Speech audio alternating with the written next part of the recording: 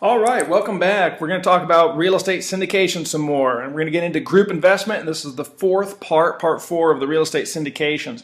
Where we left off in part three was really kind of defining what a security is and kind of the subtleties of the best way I can describe what falls into securities and in some ways around, I shouldn't say around, but what is allowed outside of securities. So what I want to do is I want to kind of dive into the mortgage side of things, because we've been talking about the real estate side quite a bit, and that's where you see, obviously the bulk of syndications. But I want to talk about mortgages a little bit and kind of bring that back into the mix. So what we're going to talk about is basically trust deed / mortgage syndications. And what I want you to understand is it's similar to creating a real estate syndication. We have the same process, we have the same, for the most part, paperwork.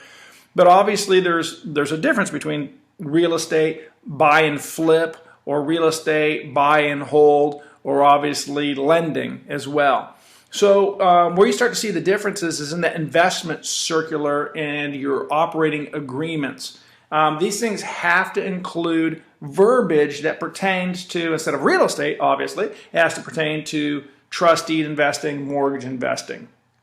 And again, we know that mortgage and trust deed is pretty much an interchangeable word at this point. Again, Florida being something like a mortgage state, California being a trust deed state. So we're going to be talking about lending, mortgage lending. So some of the information you need to have within this is obviously, the note amounts. What dollar range are you investing in? Are you doing $1 million loans? Are you doing $250,000 loans? Is there a cap on the size of the loan amount you're willing to do? What about positions? Are they first mortgages, second mortgages? What loan to value are you willing to go? What kind of mortgages? Are they owner-occupied, non-owner-occupied, industrial buildings, on land? So we really need to, when you're talking about doing a syndication, again, it's kind of a business plan that you're laying out in front, and you need to have abundant clarity in terms of what it is that these people, your clients, are investing in. And what kind of due dates? Are you doing 6-month mortgages, 1 month or 1 year mortgages, 5-year notes? What's the interest rate range? What kind of payment structure do you have? Do you have an interest-only type payment with a balloon all due within a certain amount of time? Or are there no payments whatsoever, and you're going to accrue interest backwards, and when that property sells, everything's paid off? So, you have to kind of sit down and think about the type of lending that's going to work best for you in your area. And you've got basically two sets of clientele. You have someone who's lending you money on one side of the equation, and then you have clientele who are borrowing money from you. So depending where you are in the scheme of things, you may realize that you've kind of embraced the idea of only lending to flippers and developers, and you see the value add play as the best thing to lend against because it's building that instant protective equity. So you just need to drill that down. What part of the country, what city, what part of the city, are you doing condos? Are you going to just only do single family homes? I don't know if you want to put in kind of your investor criteria as well. You only work with sophisticated investors, somehow you define that. So again, it's just a matter of having that clarity in the investment circular, because that's what you're going out. That's your sales piece. That's your literature that you're going to put underneath someone's nose, and they want to know what you're investing in specifically. For example, today I was on a telephone call with a gentleman named Sonny who's thinking about investing with us. And so what we did is on the phone, what I did is I kind of walked through what we do in San Diego and what we do in Florida, and just kind of took him piece by piece and gave him an example, real scenarios, real dollar amounts, and just the differences between the two marketplaces. So I wanted to let him know that he could invest in either Florida or in California, but he had to understand the subtleties of what makes California, the trust deed state, different than Florida, the mortgage state, in the actual assets as collateral, how they differ as well. So what you want to do is you want to make sure that any investor that's looking at your investment circular is able to read it and really clearly know what the heck is going on. Also, you have the basic real estate disclosures as well. So much like real estate, lending has its disclosure, so you want to include those disclosure forms within your materials. And you need to really get into, don't be shy or afraid of discussing worst case scenarios. So you have to disclose the risks associated with investing. What if the borrower defaults? What are your proposed remedies? What if those remedies don't come to fruition? You can't reach an agreement and you have to foreclose. What is the foreclosure process like in your state? What are kind of the moving parts? Is there a diagram that kind of takes a chronological order so these people understand, well, if we can't negotiate out of a bad situation, then we have to foreclose. Here's the process for foreclosing, and then when you do foreclose on that property and you get it back, what are you trying to do? Do you want to operate this property or do you want to turn around and resell it?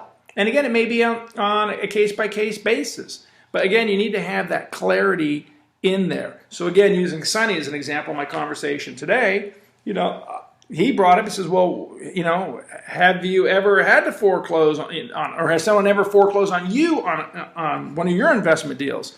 So, you have to go through that and say, well, no, I've never been foreclosed upon. But let's just, hypothetically say, you're going to invest with me and you do have to foreclose on me.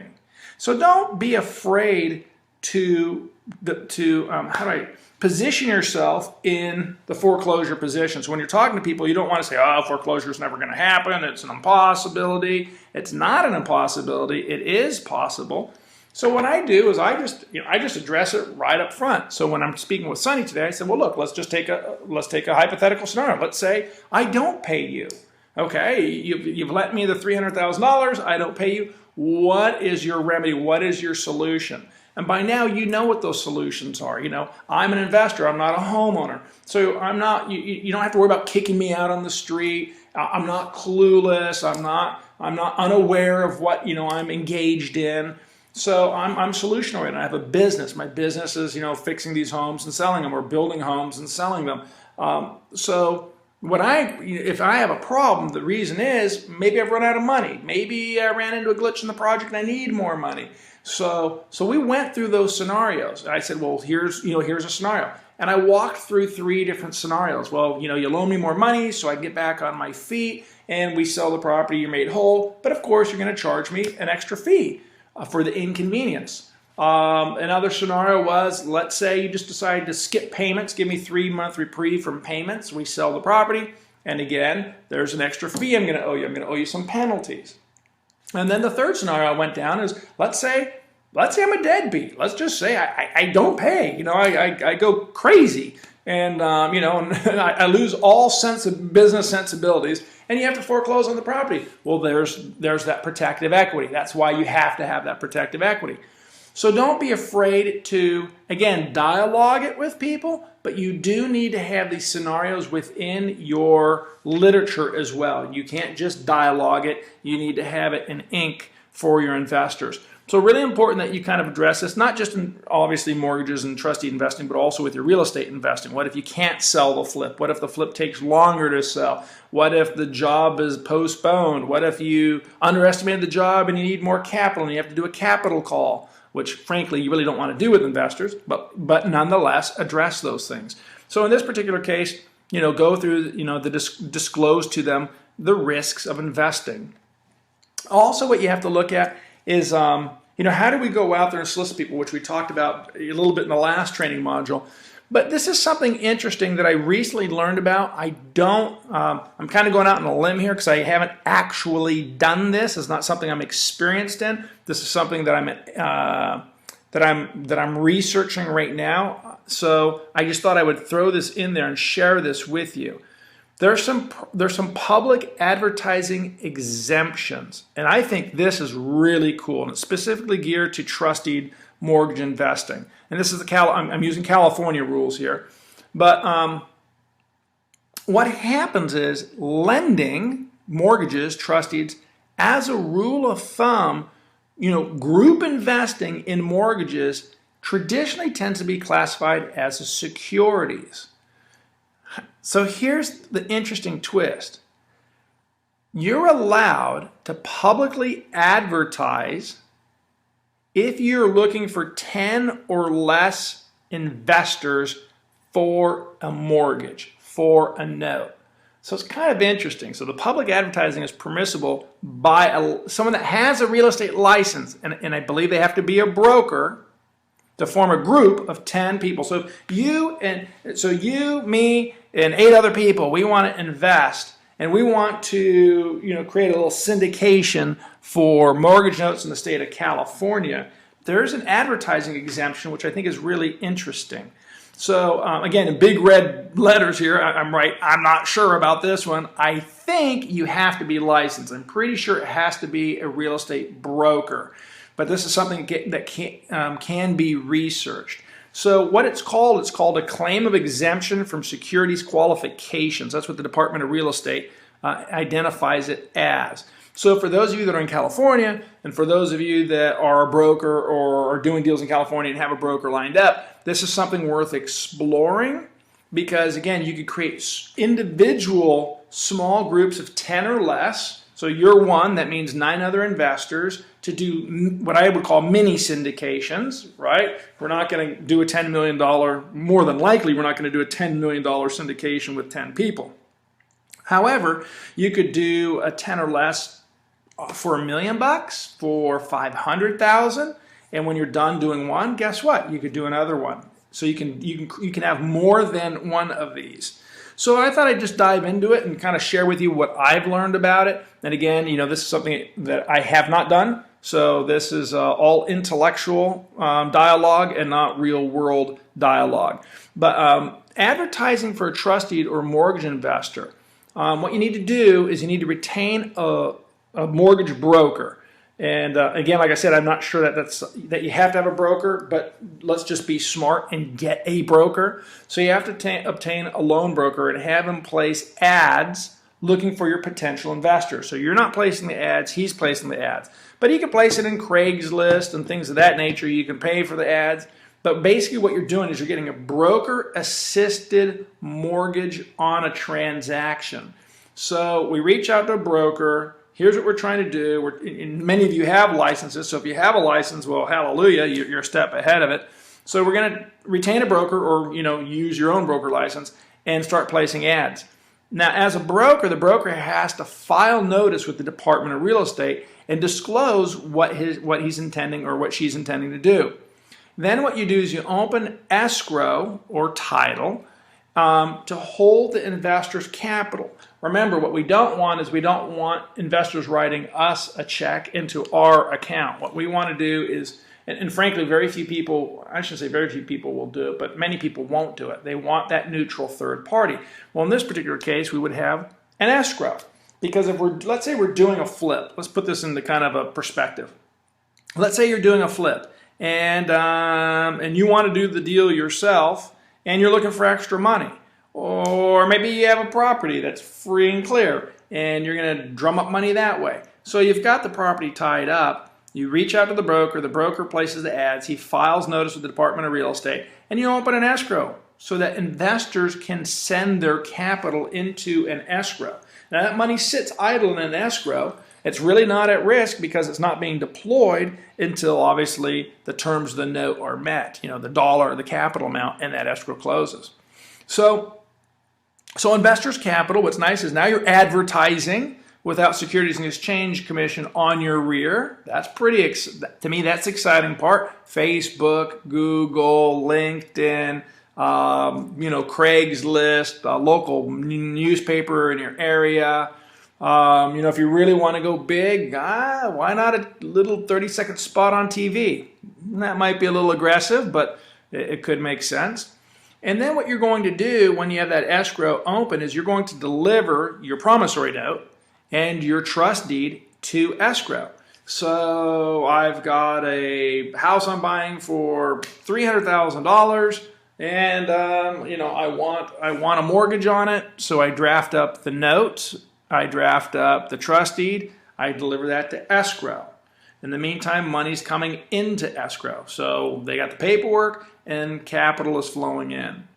Now, because you're going to have multiple investors in one note. We got one first mortgage. What you're going to have is you're going to have, someone investing 50 grand, someone investing 100 grand, someone investing 25,000, whatever the dynamics are. You have to have a fractional interest of ownership disclosure because not one person owns it. So if Jay is writing the check for the entire loan amount, well, then there wouldn't be a fractional interest. Jay owns it all. But if Karen and Jay and Steve and Rebecca are all investing in this note at different increments, what happens now, you have a fractional interest in that first mortgage. So you have to disclose that information to the investors that they don't, that they own a percentage of the first mortgage. So what happens is when you're advertising for these investors, the broker himself can act as the collection party, or you can pay the investors individually. So when you close that deal and now your mortgage is funded, well, who collects the payments and disperses the payments? Well, basically, who services the loan? Well, you can have that broker collect. Let's say you own the real estate, so now you're making a payment to let's say there's 6 different individuals that funded your deal. So what you could do is that broker could collect those 6 checks and disperse them out to, excuse me, each of the investors that through his advertising or through his license he was able to bring in to fund your deal. Or what you can do is you can choose to pay them individually. Or what you can do is you can pay the broker, it goes into his trust account. From his trust account, he individually pays everyone out, which I don't like that one. For us, we prefer to pay each person individually ourselves. So the broker could maybe take control of that, collect the checks, send them out, or some kind of accounting. Some brokers are going to want to retain that. They could earn a fee. Some aren't going to want to retain that. So again, these are things that have to be defined in all your paperwork. So if you're doing a little mini syndication, as we're explaining right now, then that needs to be defined. How people are being paid, not just the dollar amount, but who's in control of servicing. Some of the questions I kind of have is because of the recent changes in the real estate and lending licensing requirements, like here in California, when I opened up my mortgage brokerage, and that was 1999, we needed to have a real estate broker's license. And then in the state of California, you just needed a real estate license. And that real estate license allowed you to conduct both real estate and mortgage lending. Now the rules have changed. Now there are 2 separate licenses, one for real estate, one for lending. So again, when you're looking at your state, you're going to want to find out, what is required. I'm not an attorney, so big letters, consult your attorney. Find out what the rules are. In some states, you have to have a brick and mortar location. I want to say Hawaii. We were doing loans in Hawaii, and we had to have a physical presence in Hawaii. To where in other states like Nevada, I could do loans in California. I could use my California license. I could do loans in Nevada, and I did not need to have a physical brick and mortar location. So make sure, because the rules have changed so much, make sure that you take the time, if this is something you want to do, these mini syndications, make sure you know that you basically spend a few bucks, call an attorney, make sure that you're doing things correctly. Because this starts to get now into a little more sensitive area, because now you're not just worried about Securities and Exchange Commission, but you're also worried about Department of Real Estate. Now we've got real estate lending and we've got securities. So we're no longer regulated by one set of eyes. Now we're being regulated by multiple set of eyes. So it's just in your best interest to make sure you do things right. But here are some guidelines for the 10 or less lending syndication. So what I like so much about this, and again, I haven't done this, and this is what I'm exploring right now, what I love about it is a simple fact that you can advertise. And this is not advertised to people you know. Let me be clear. We can advertise our stuff all day long, but we're stuck within the people we have in a pre-existing relationship with, or those that we are nurturing now so that we can solicit them, advertise to them, sell them later on down the road. What's nice about this 10 or less is you can solicit anyone. This could be a billboard on the side of the freeway. This could be an ad on TV, an ad on radio. So I really like the possibilities of what can be done with this. So these are some of the guidelines for soliciting via just a form of advertising. So the broker, as I mentioned, has to file a notice with the Department of Real Estate within 30 days of the broker's first origination or the sale of that trust deed. So this is not just for originating a trust deed. What if you bought a trust deed and now wanted to reimburse yourself? What if you bought a trust deed for $200,000 and now you're like, okay, how do I recoup my $200,000? Can I bring in outside investors to replace my $200,000 with their $200,000? So really, really great stuff here. That has to be filed within 30 days of becoming the servicing agent for a fractionalized note as well. So again, you might find one investor that writes you a check for the full $200,000 and you're done.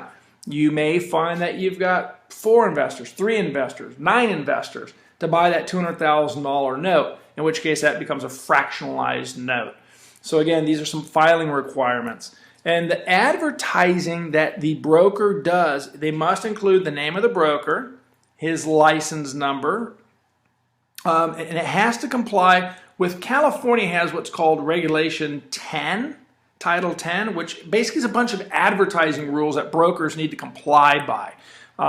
So again, it's the font size, all the disclosures. One of the easiest ways, well, maybe I shouldn't say easiest ways. The easiest way, but can be frustrating way, is what we used to do when we were advertising for lending, not for syndications, but for lending, is we would just take all our advertising, send it to the DRE, Department of Real Estate, and say, here's the ad we're going to run, and let them bless it.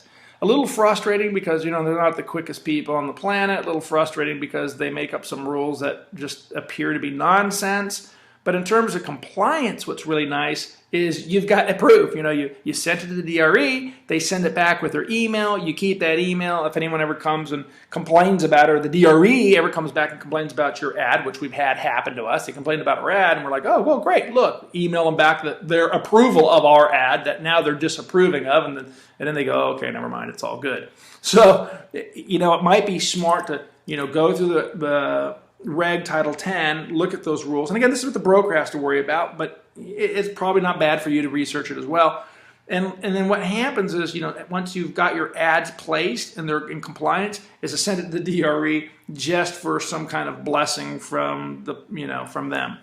Then what happens, there's also some property rules. So there's advertising rules, but there's the property rules as well. The property has to be located in California. If you're advertising using a California broker, you can't be funding loans in Texas. It has to be located in the state of California. There cannot be any subordination agreements, so it can't be subordinate to some future financing. Subordination, in essence, means, let's say you have a first mortgage, and if you have a subordination agreement to future financing, that first mortgage, let's say you want down the road to go refinance or pull a first mortgage, you could subordinate, make that your existing first mortgage junior or subordinate to new financing down the road. So now you go down the road, you get a new loan, it gets in first position, and it shoves your old first into second position. So that's called subordinate. So you can't have any subordination agreements. There can't be any junior liens on land, on just land deals. So land obviously is a little different than developed properties. Some more rules. The first trust deed on construction loans, it has to have a title insurance policy. A lot of times private people don't require title insurance. But in this particular case, when you're reaching out there, you need to provide a title insurance policy on it. And it has to provide for a 10% retention until the expiration of the mechanics lien period. So what happens again, a lot of times when you're talking about construction loans, flips, things of that nature, there could be, if you don't get a lien release, someone could come in, a subcontractor, and come in and slap a lien against the property. So it has to provide that retention until all that mechanics lien period has expired. So again, this is basically designed to, in the best interest of the investors, to protect their position, to make sure things are being done correctly. The number of people you can solicit is unlimited. That's what I love. The number of people you can solicit is unlimited. You can just place ads and rock and roll your ads, get as many people in as you want. But at the end of the day, you're limited to 10 investors. So you can only work with 10 people. So you could build a pool of 100 potential investors, people that are interested, people that you're dialoguing with. Take the first 10 you can get and fund your deal, and nurture the rest of them for deal number 2, deal number 5, deal number 10. So that's a great thing. This allows you to, I don't know if legally is the right word, but this allows you to solicit the open public for your fund and still be in compliance with Securities and Exchange. And that to me this is a golden nugget. So anyways, moving forward, one of the things you have to do is you have to sign basically a statement that investor meets the minimum net worth and income standards. Because you can't go out, again, and we've talked about this before, you can't go out and solicit people just because they have cash and just because they want to spend their last $100,000 that they have to their name. You can't solicit them and put them in a deal. This is for qualified investors, people that have the means to invest. The best way to describe it, which I've never found an eloquent way to explain it, but the best way to describe it is investing is for those who can lose the money. Now, I don't know how to say that nicely, so sometimes blunt just works. So when you're speaking to an investor, I like to put it in an email, which sounds really crazy, but when I speak to a lot of people, a lot of times, especially if I don't know them, and I'm building a relationship, somewhere in an email, I just disclose, investing is not right for everyone. What investors realize is that they can afford to lose everything. It's not a job. It's not a guarantee. It's investing. And so, in a sense, I've never been taken to task over it. I've never ended up in court and had to fight over it. But if you make statements like that, and again, not just statements, but like an email exchange in your literature, in the information you provide people, where you have that evidence that you've made statements to that effect that investing is for people who can withstand the risk of losing everything. Most people will read, I think almost everyone will read right through that. But it still demonstrates that you are disclosing to people that there's risk. So don't sugarcoat things. Just give it to them right between the eyes. Pow. So again, an investment must be 10% or less of the person's net worth. So if someone has $500,000 and that's their net worth, not liquidity, but net worth, their net worth is $500,000. With their equity, with their stocks, with equities and rental properties, they can't invest more than $50,000. Now again, you don't have to validate this stuff, but in your investor questionnaire, one of the things you're going to do is you're going to ask them what their net worth is. And you'll help prompt them in understanding what net worth is, because some people will overlook things, so it's always great to have kind of a hint. Your net worth consists of, your stocks, your annuities, equity and rental properties, 401k, blah, blah, blah, blah. So, you don't want to just, what do I call them like brain teasers to get people thinking about things. So these are some guidelines, some more guidelines in terms of this 10 or less rule of solicitation. We have a 10, the investment can't exceed 10% of their net worth, nor can it exceed 10% of their prior year's adjusted gross income. So on their tax returns, and again, you don't have to get their tax returns, you don't have to validate this, but you do have to disclose this to them, that the investment can't exceed 10% of their net worth, it cannot exceed 10% of their prior year's AGI. Now, they have to sign off on all this. They do not have to prove their AGI. You're not going to go check their tax returns, none of that stuff. But as long as you're disclosing this, that's the critical point. And each investor receives equal rights as lender. So there can't be any favoritism to one person because he put in more money versus someone else. Everyone's treated equally across the board based on how much they put in. One person put in $25,000, one person put in $75,000. There's no interest rate preference, there's no fee preference, there's no nothing preference. There's just everyone's treated equally. So now the next part is what the loan to value is. There's loan to value limits on this. So the loan to value, and again, this is based on appraisal or your comps, a BPO. So the loan to value cannot exceed 80% loan to value if it's owner occupied, 75% loan to value if it's non-owner occupied, and we'll come back to that. 65 if it's commercial, if it's income property, or if it's a piece of dirt, a single family residence zone for lots. And again, if it's undeveloped dirt, just a big honking piece of farmland, it's 50%. And anything that doesn't fit in those categories is 35% loan to value. So again, what they want is they want to have protective equity. But here's what I have not been able to find. Let's go back to the 75% loan to value. This is non-owner occupied. NO/O is non-owner occupied.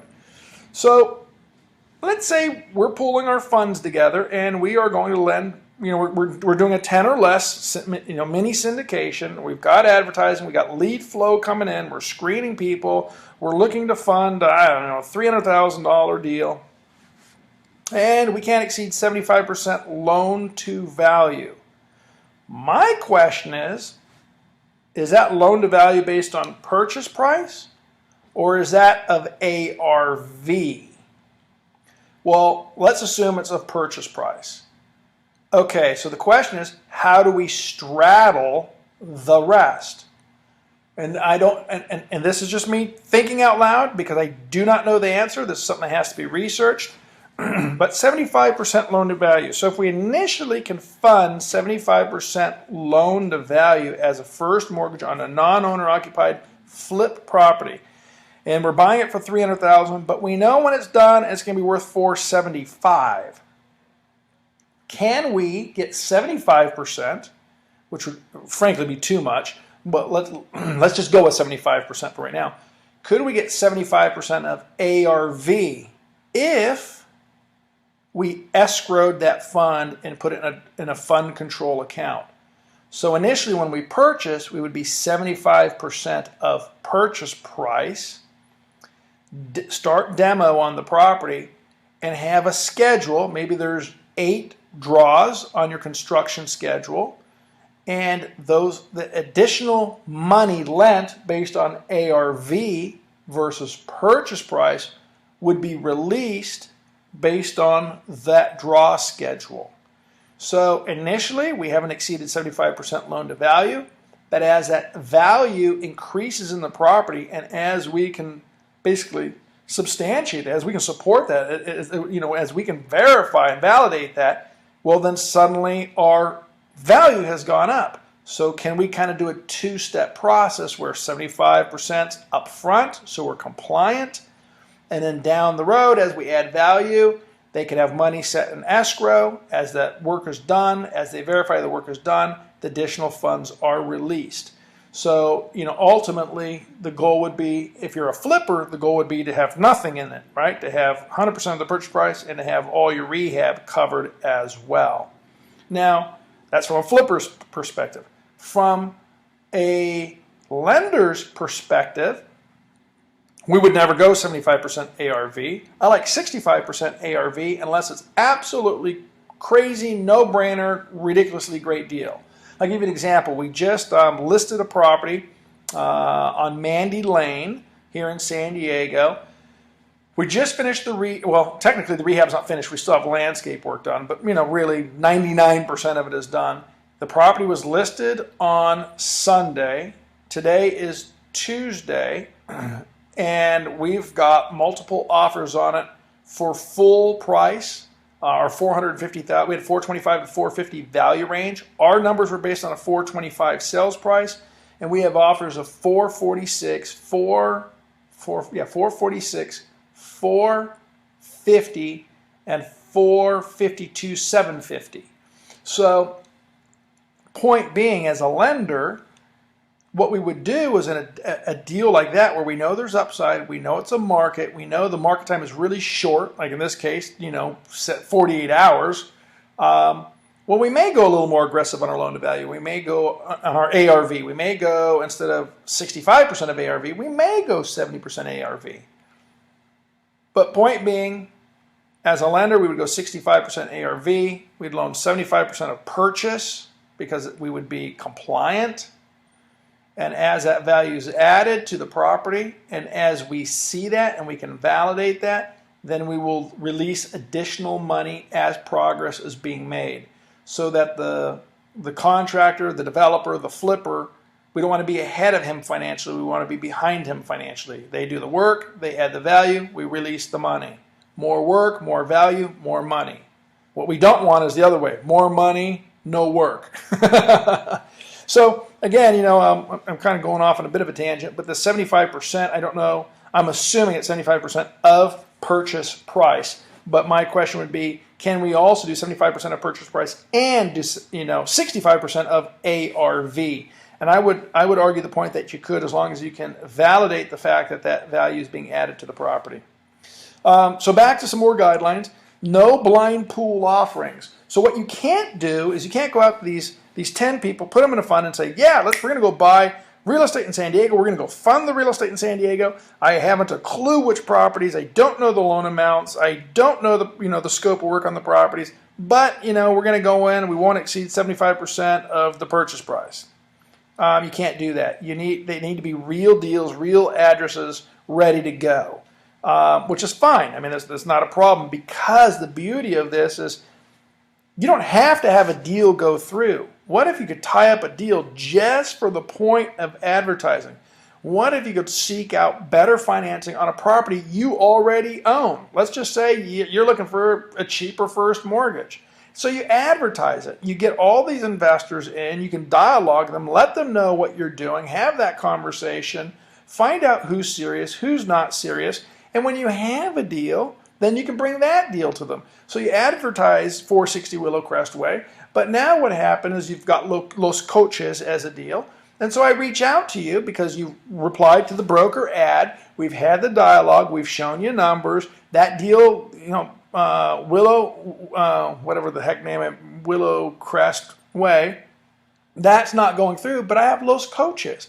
Let me send you numbers on Los Coches. I want you to look at Los Coches. Here's what we're doing, and we're going to open escrow. So what's really nice is you can have that database to reach out to in short order. So just make sure you're not doing it as a blind pool offering. Also, the funds must be deposited in escrow or the title company. Again, you can't have them send you a check. Don't send Chief a check. Hey, I got this deal.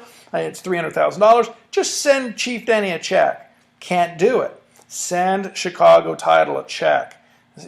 Send Eaton Escrow a check. What you don't want to do is take possession of that money. Now, what you have to do is, if there are any senior encumbrances on the property, you have to file a notice of delinquency on any senior encumbrances. So if you're doing a second, which we're not really talking about that right now, we're talking about first. You need to file, instead of NOD, it should say notice of delinquency. So if there's a senior loan, we need to know if it's going to be in default. Also, disclosures. You have to disclose absolutely everything. The name and the address of the property, the name and the address of the escrow title company, who the broker is, broker's contact, broker's name and address, broker's license, date of the closing, the costs, the loan amount, the rate, the terms. Is it interest only? Does it have a prepayment penalty? Is it a 1-year loan, a 5-year loan, a 6-month loan? All that stuff needs to be disclosed. You don't want to, how do I explain it? You just need to disclose everything. The people are investing, so they have to be able to make an educated decision. And then what you find is, if this is being requested by an investor, the broker himself has to disclose the names and addresses of all the other investors. So let's say I'm investing along. I replied to the broker's ad. I'm interested in doing some private money lending, some trust deed investing. And I like your deal. I looked at the numbers. I looked at the comps. I've looked at, your terms. You're offering me, 9% interest. You're 8% interest. Doesn't matter. It's a 1-year note. I got $50,000 to invest. Yeah, I'm interested in doing it. If I don't ask who the other investors are, you and your broker don't have to disclose that to me. However, if I go, well, it's a $300,000 loan, I'm putting up 50, I'd like to know who the other investors are because it's a fractional interest investment. If I request to know who the other investors are, your broker has to disclose the names and the addresses of the other investors in this note. Now, what I find is, frankly, most people don't ask for that information. But again, there's pros and cons to fractional investing. The benefit of fractional investing is it makes it affordable. If you've got a $300,000 note and you've got to sell the whole $300,000 to one person, well, many people who want to invest can't invest. It also makes it easier for you as a lender to fulfill that $300,000, to go get that $300,000. You may not have the sphere of influence right now to get someone to write a $300,000 check, but you do have some people that'll write $50,000 checks. Again, back to our poker party principle. There's people that will invest $25,000, $50,000, $75,000, but they're not going to invest $300,000. So it helps you bring in multiple people to the same opportunity. It also keeps everyone in first position or second position. And so it doesn't suddenly have a first mortgage, a second mortgage, a third mortgage, a fourth mortgage. I was looking at a house here in San Diego that was going to foreclosure recently, and it had 6 mortgages against it. 6. I really don't know. I don't know the story behind it, but I just can't imagine being that guy in 5th position thinking that's a good place to be. But nonetheless, what happens is if you have 5 different investors, and each person's writing their own check and each person wants their own position, well, that's what you end up with. You got a first, a second, a third, a fourth, and 5th mortgage. Not a good thing. By fractionalizing, everyone shares in the first mortgage position. So definitely benefits to fractionalized investing.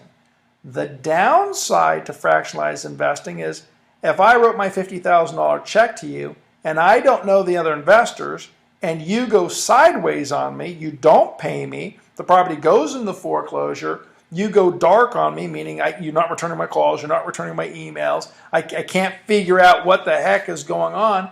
Now I have a $50,000 interest and I don't know what the hell's going on. I don't know who the other investors are. And this has happened to me in the real world.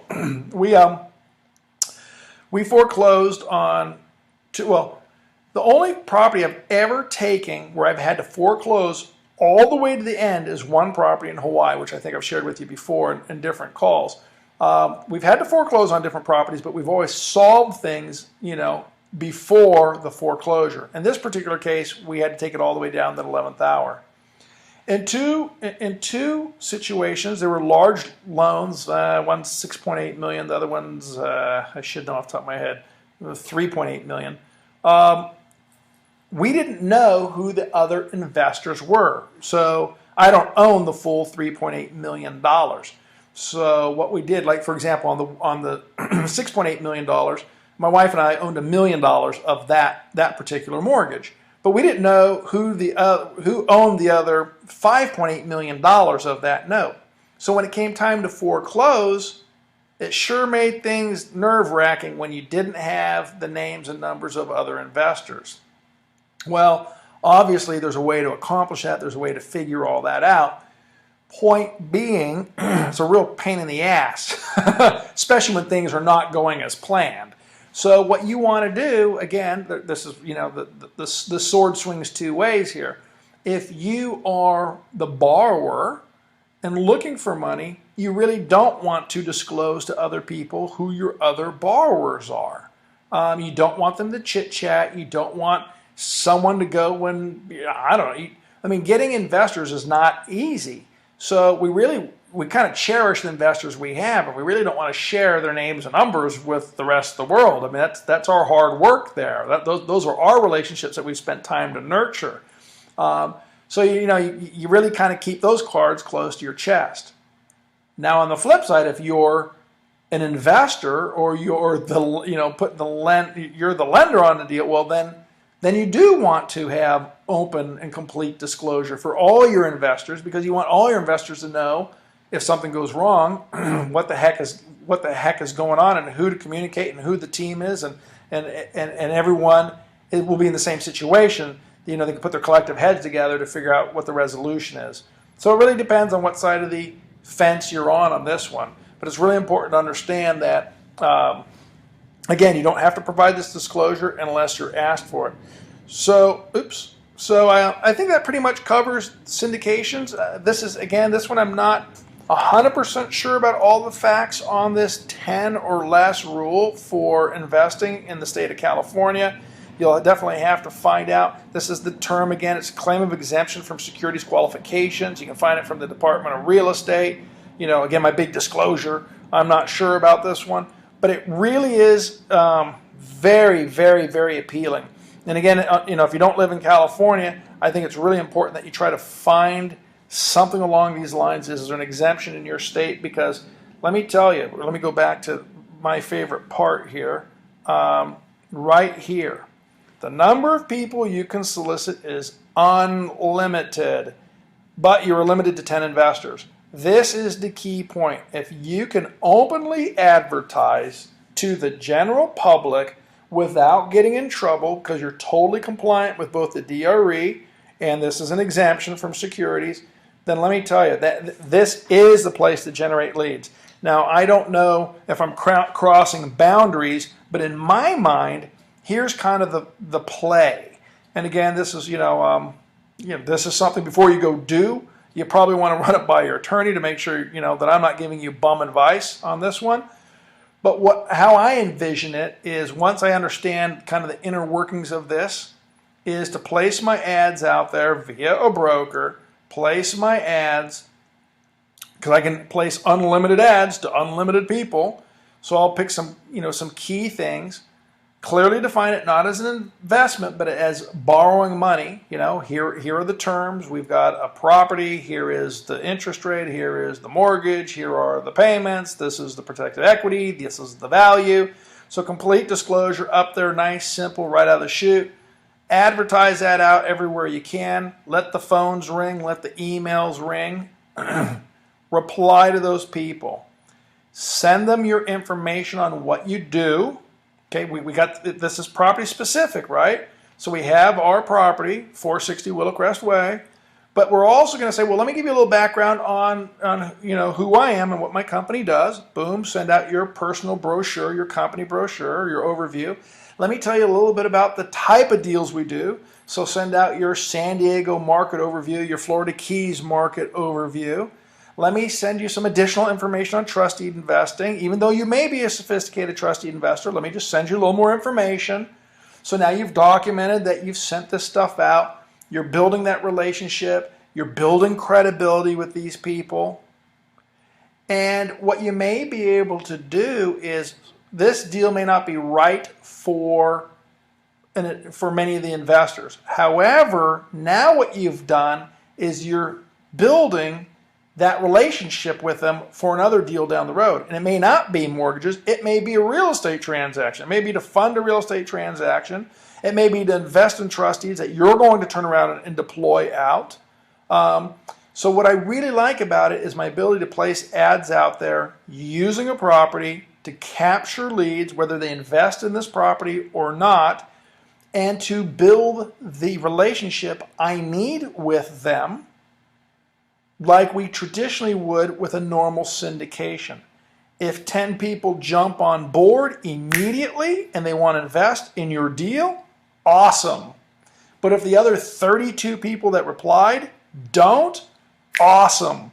Because I can now nurture them, build that relationship, validate it, keep those emails, keep that literature, keep those communications, that phone log, and now I'm in compliance with Securities and Exchange Commission.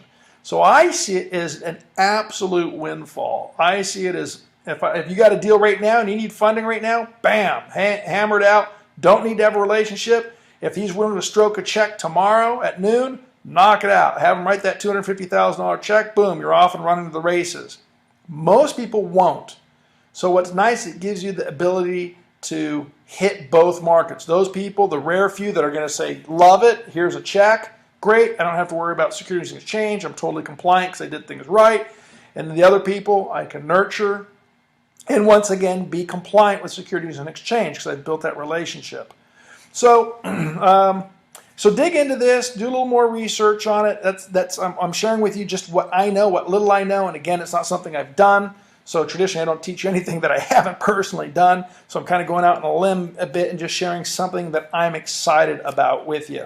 So that's syndication 4. Syndication 5, we'll talk about. I'll do another training module. We'll get into some more group syndication stuff. We'll get into the different documents, the entity, the subscription agreements, the operating agreements, using power of attorneys, things of that nature. So I hope you've enjoyed syndication part number 4. And I will talk to you later on in the week as we do the Q&A on part 4.